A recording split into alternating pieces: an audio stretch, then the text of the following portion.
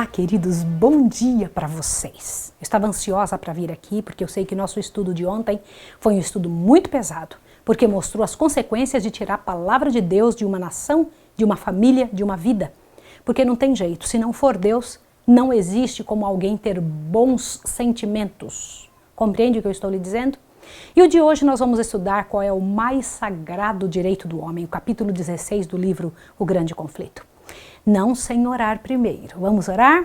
Querido Deus e amado Pai, nós agradecemos a Tua bondade e Teu cuidado por correr sempre atrás da humanidade, da nossa vida, para nos ensinar como viver melhor.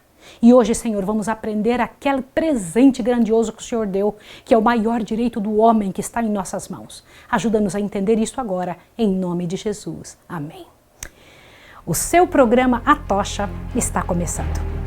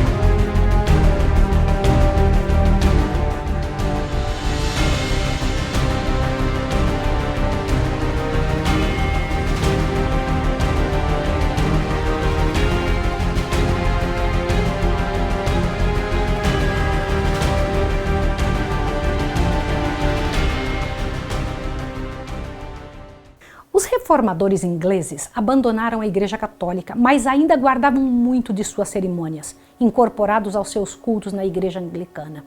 Achavam que aquelas pequenas coisas não eram condenadas pela Bíblia e não constituíam ponto de salvação e seriam, portanto, um meio de atrair o povo católico para o culto protestante.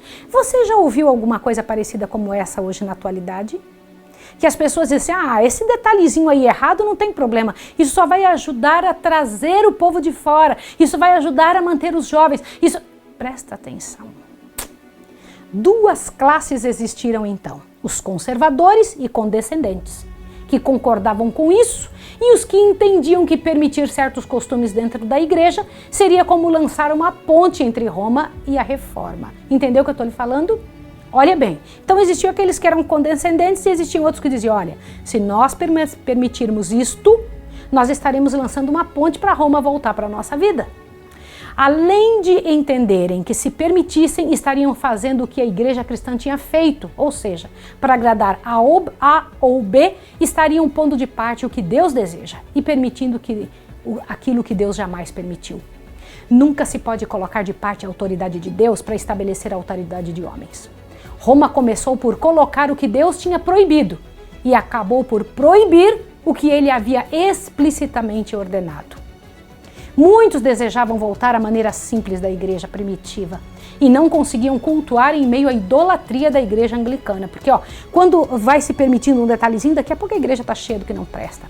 Mas a igreja era apoiada pela lei civil e era obrigado a ir aos cultos, e proibia-se culto sem autorização direta do Estado, sob pena de encarceramento, exílio e de morte. No início do século XVI, os que não estavam contentes se permitiam que saísse do país ou veriam coisa pior. Perseguidos e aprisionados, perceberam que precisariam sair da Inglaterra, caso quisessem viver dias melhores. Fugiram para a Holanda e deixaram para trás casas, bens e meios de vida. Eram estrangeiros e saíram com toda a força que podiam, mesmo não estando habilitados a fazerem o trabalho em uma nova cultura, habituaram-se a novas profissões e não perderam tempo em ociosidade e murmurações. Mesmo em pobreza, agradeciam a Deus as bênçãos e encontravam alegria na tranquila comunhão espiritual que estavam gozando agora. Sabiam que eram peregrinos e não olhavam muito para estas coisas, mas levantavam aos olhos ao céu, seu mais caro país, e acalmavam o seu espírito. Mesmo em meio ao exílio e a dificuldades, se sentiam como na presença visível de anjos. De repente começaram a olhar além do oceano e viram a oportunidade de legarem aos seus filhos uma terra de liberdade. Do que é que nós vamos começar a falar? Olhe bem o que você vai ver agora. Então, os cristãos que estavam na Europa, que eram perseguidos, que não podiam obedecer a Deus da forma correta, o que eles foram levados a fazer? Fugiram primeiro para a Holanda, né? Mas e depois? Para onde eles foram? Agora você vai aprender uma coisa tremenda. Observe o que aconteceu. Olhe bem. Deus permitira que viessem provações a seu povo a fim de prepará-lo para cumprimento de seu misterioso propósito em relação a ele. A igreja sofrera humilhações para que pudesse ser exaltada. Deus estava a ponto de ostentar o seu poder em favor dela para dar ao mundo outra prova de que não abandonaria aqueles que nele confiassem. Dispusera os acontecimentos de maneira a fazer com que a ira de Satanás e as tramas de homens promovessem a sua glória e levassem seu povo a um lugar de esperança. A perseguição e o exílio estavam abrindo caminho para a liberdade. Quando os puritanos decidiram sair da Holanda e fizeram assim como um trato solene, um concerto, seguiremos tudo que a palavra nos disser e aquilo que aprendermos dela. Esse era o verdadeiro espírito da reforma e o princípio vital do protestantismo, e saíram em busca do novo mundo. O pastor que os despediu disse: não me sigam mais do que seguiram Jesus Cristo. E eu sei que se houver mais verdades, Deus revelará a vocês. Somente não cometamos o mesmo erro de que temos cometido por muitos anos, de estacionarmos em nossos conhecimentos das coisas do Senhor, e sim irmos aprendendo mais e mais. Sabemos que muitos mesmo, que tenham sido luzes a brilhar, perderam um pouco do brilho por estacionar-se. Do que esse padre estava falando? De várias igrejas que tinham recebido a verdade, mas ficaram só naquilo. Luteranos têm que ver mais longe do que Lutero viu. Calvinistas, da mesma forma, e assim cremos que Jesus tem mais a nos mostrar através de sua palavra. Aí ele continuou dizendo: vejam bem em edificar texto com texto, observando se na palavra é mesmo assim. Não pode ser que, tendo nós ficado tanto tempo em trevas, venhamos agora a ficar parados sem conhecer alguma coisa mais. O que esse padre estava querendo fazer? Estava querendo dar ao mundo, aos seus compatriotas, às pessoas da reforma, a oportunidade de crescerem ainda mais. Não era para ficar somente com o que tinha sido ensinado a eles, era para cavar mais nas Escrituras. Foi o desejo de liberdade de consciência que inspirou os peregrinos a enfrentar os perigos da longa jornada através do mar, a suportar as dificuldades e riscos das selvas e lançar com a bênção de Deus nas praias da América do Norte o fundamento de uma poderosa nação. Entretanto, sinceros e tementes a Deus como eram, os peregrinos não compreendiam ainda o grande princípio da liberdade religiosa.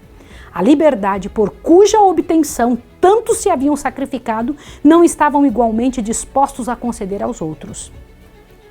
Poucos, mesmo dentre os mais eminentes pensadores e moralistas do século XVII, tinham exata concepção do grandioso princípio emanado no Novo Testamento, que reconhece a Deus como único juiz da fé humana. Veja só, olha que coisa interessante. É natural do coração humano que eles não compreendam como é sério não obrigar ninguém a fazer do seu jeito.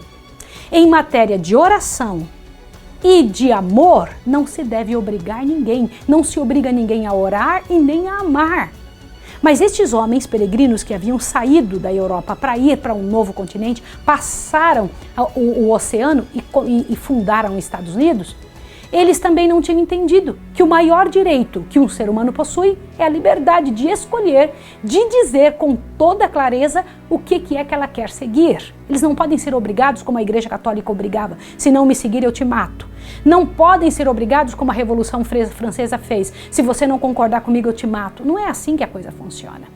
As pessoas têm que ter liberdade para tomar suas próprias decisões. Isso não significa que elas estejam ajustando e aceitando a libertinagem. Libertinagem e liberdade são coisas diferentes. A doutrina de que Deus confiara à igreja o direito de reger a consciência e de definir o que a pessoa pensa é heresia. É um dos erros papais mais profundamente arraigados. Conquanto os reformadores rejeitassem o credo de Roma, não estavam inteiramente livres de seu espírito de intolerância. As densas trevas em que, através dos longos séculos de domínio, havia o papado envolvido a cristandade inteira, não tinham sido mesmo então completamente dissipadas. Disse um dos principais ministros da colônia da Baía de Massachusetts: foi a tolerância que tornou o mundo anticristão, e a igreja nunca sofreu dano com a punição de hereges.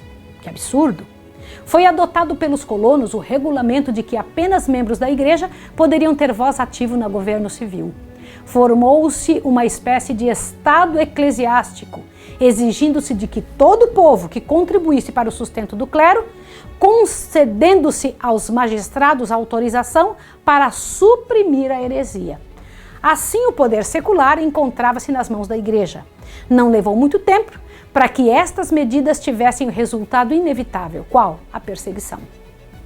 Já pensou? Eles começaram a fazer o que Roma fazia. 11 anos depois do estabelecimento da primeira colônia, Roger Williams... Quem era Roger Williams? Você precisa começar a saber quem era ele. Você precisa entender. Olha esse rosto. Roger Williams veio ao Novo Mundo. Por que Novo Mundo? Novo Mundo era os Estados Unidos, né? Que hoje se conhece como Estados Unidos.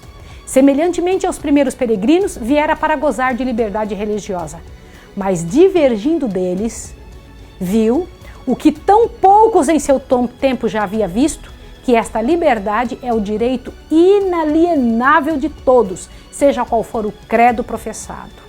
E era ele, fervoroso inquisitor da verdade, sustentando, juntamente com Robson, ser impossível que toda a luz da palavra de Deus já houvesse sido recebida.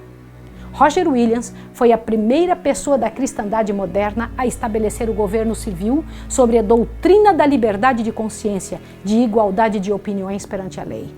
O correto é restringir o crime, mas não a consciência, ele dizia.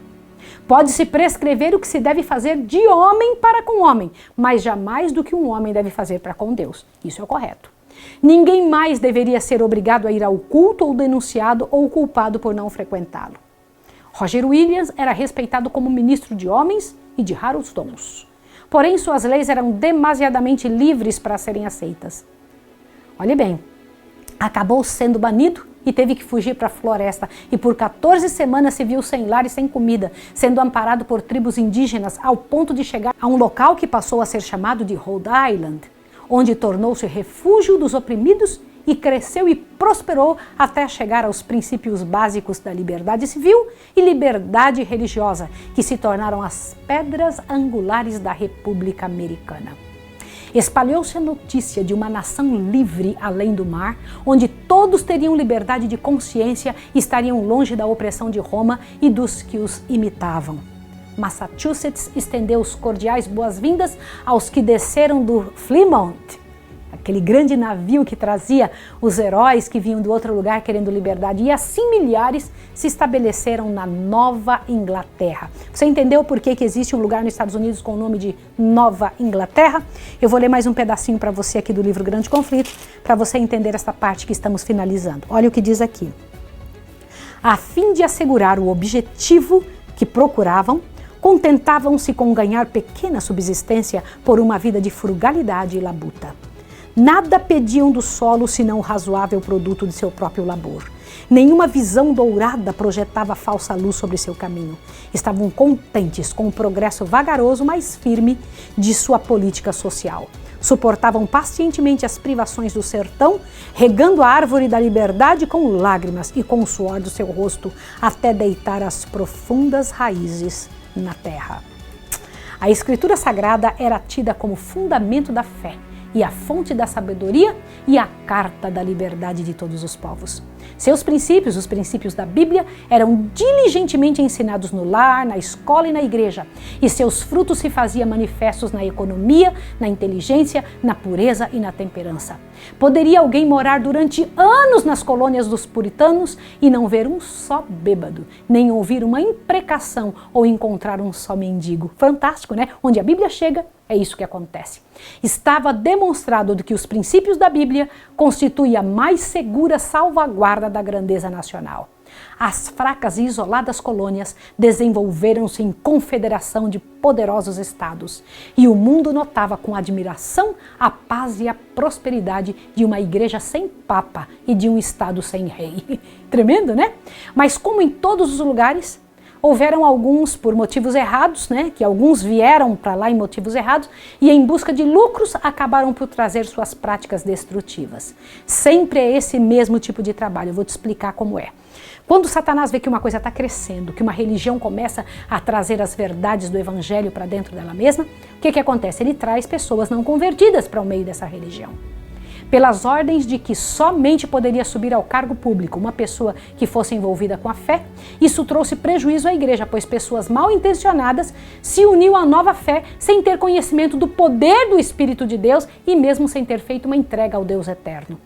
Assim se viu as mesmas desgraças que ocorreram por depender do poder civil para regimentar e colocar as bases da Igreja de Deus. O poder civil não deve determinar o poder religioso. Eu vou repetir o que eu estou dizendo a você. O poder civil não deve determinar o poder religioso. Jesus disse, meu reino não é deste mundo, disse Jesus, e isso deveria nos bastar. O grande princípio, tão nobremente advogado por Robson e Rogério Williams, de que a verdade é progressiva, de que os cristãos devem estar prontos para aceitar toda a luz que resplandecer da Santa Palavra de Deus, foi perdido de vista por seus descendentes. As igrejas protestantes da América do Norte, assim como os da Europa, tão altamente favorecidas pelo recebimento das bênçãos da Reforma, deixaram de prosseguir na senda que haviam traçado.